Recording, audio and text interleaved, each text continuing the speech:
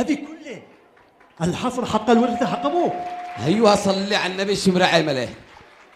والله أنا أهنيك، أبوك هذا والله ورث لكم ورثة قوية.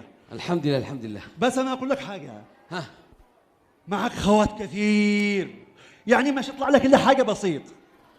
لأن النبي لما عقب تكلموه أنا أشيك تكوش حق خواتي كله لعندي، ترجعوا على حسابنا، الورثة كلها رجعي لعندي. يا ابن الذين ها ما بوش عندنا بنات ورثين، ما بوش الخبر هذا زمان. يعني اشتي تقش كل حاجة صالحة لصالح يفدي قلبك أنا.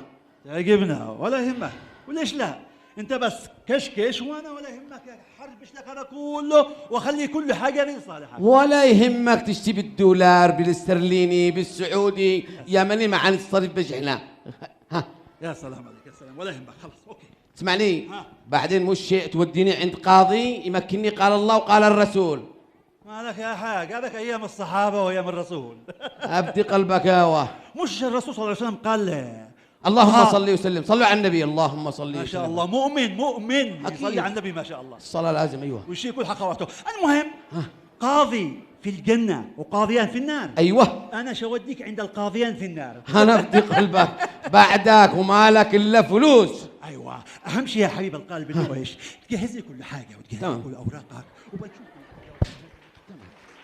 عليه صفقوا.